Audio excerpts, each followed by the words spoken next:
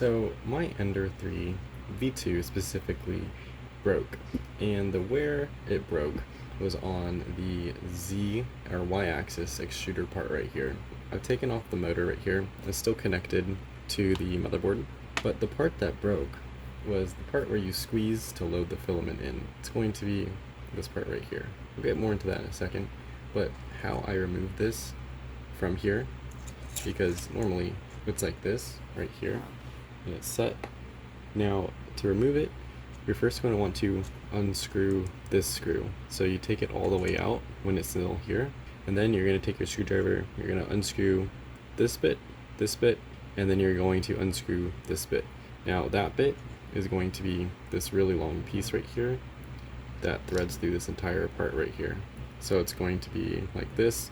Unscrew that, you can pull this off, remove the spring and the cap, and then you can remove this screw. So that's how you would take this part off. Kind of putting it back together, and you put this cap back on. You would thread whatever screw is through here. It's gonna be kind of like a washer looking one at the top.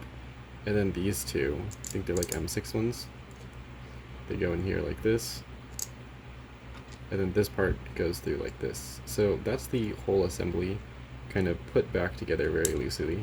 Now we are going to actually remake this, but better. Because the part that broke, and I'm not sure exactly why, the part that shipped from the factory is plastic. So you can see that this plastic bit totally snapped and it cracked, and it is not allowing the filament to feed through properly. So that is a big issue right there. We're going to take this off and completely rebuild it with this new set of parts right here. And that came in this kit with these instructions right here.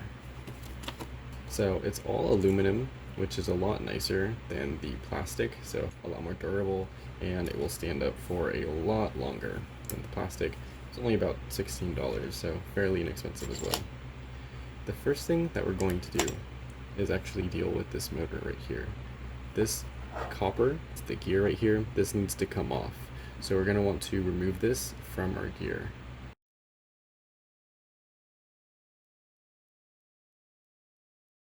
Okay, so what I did to get this off was first I used this to create some leverage. It did push this up the shaft more, and then I used a screwdriver to just push it off all the way. It was a lot of work, it's really stuck on there. So the first thing that we're going to do is we're going to take this motor and we are going to replace this bronze gold head with this silver one that comes with the kit. So it's going to look something like this. It should have this black part on it.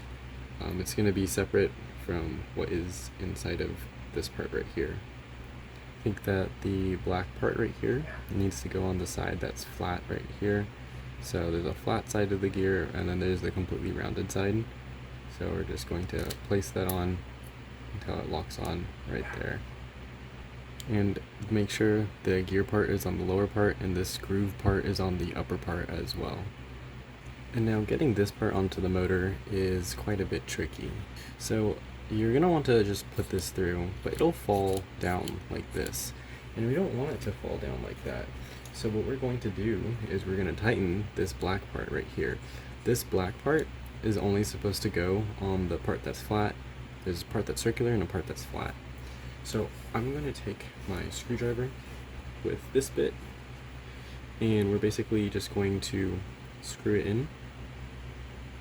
And we want it to be flush with the top of this. Now we might have to adjust it going up and down, but we can always do that later.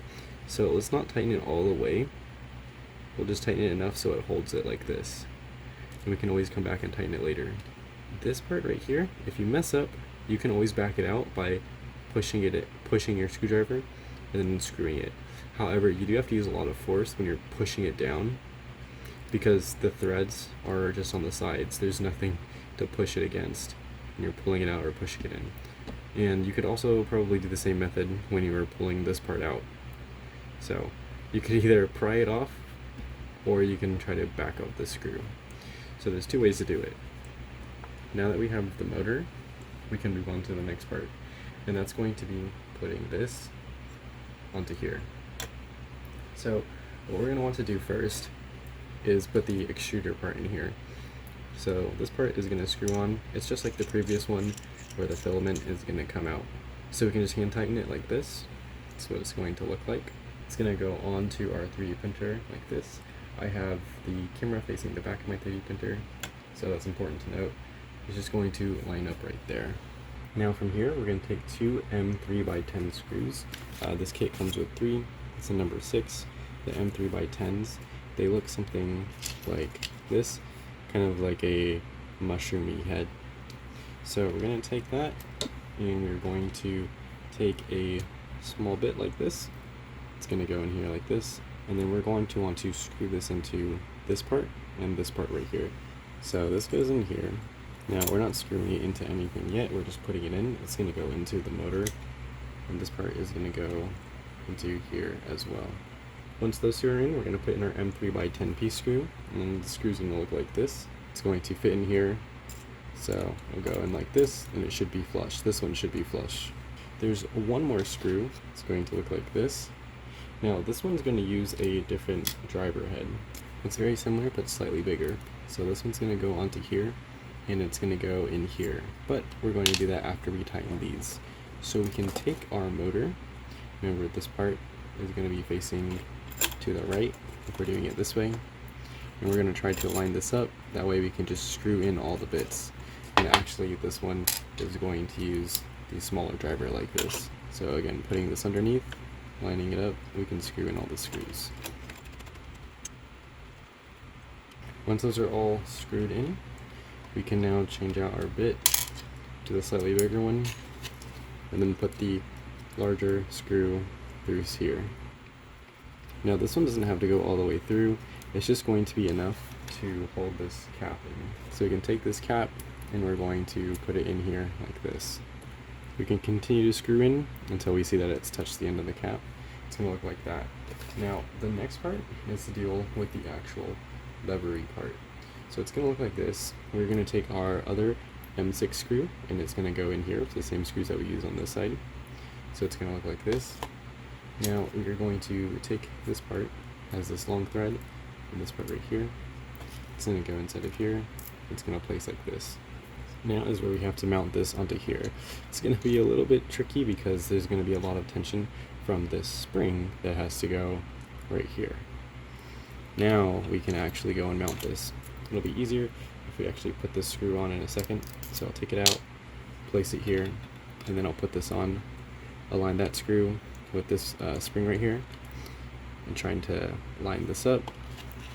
We can now take this and put it in here like this, and try to find that screw hole and line it up.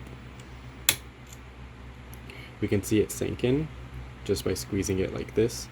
The actual side on this part should be aligned.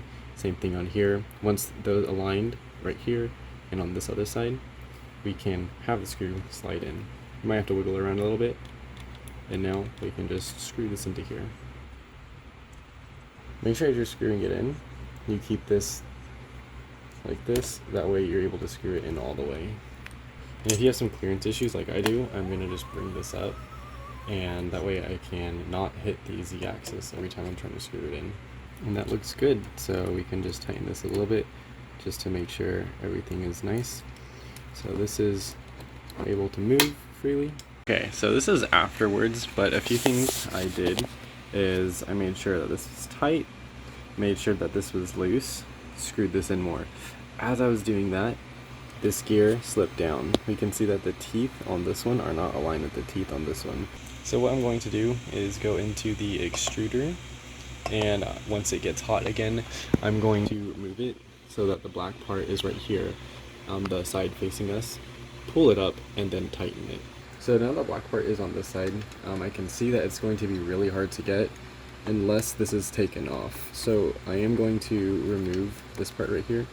It's pretty easy to put on and take off, so just unscrewing it will give us a lot more access to this inside of here. I'm able to pull this up because it wasn't tightened all the way, and now what I'm going to do is tighten it. So I'm going to get the other bit that I was using, the one that actually fits in here. It's a Phillips one, and my tip is magnetic, so hopefully it won't pull that off.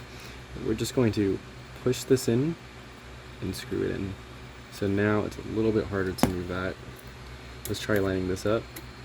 Now in this one, the gears do line up, so that is really good. Now we can try to put it back in. So now we can take our filament and try feeding it through here. So taking the filament, there's a small hole on this side. It'll come through the gears, and we can feed it inside of here. And I see that the filament is inside of the tube. You're going to want to stick your head in here and make sure that the gears are properly lined up. It does look lined up, so I'm going to go into move, and I'm going to try to extrude it. So I'm going to hold this end like this, and we'll see if it extrudes. And I just realized that holding this end is not really going to do much. So I'm holding it like this, and it does feed in really nicely. There's no clicking of the gears. This one's moving. The one in the front is also moving. So everything looks good, and I am ready to print again.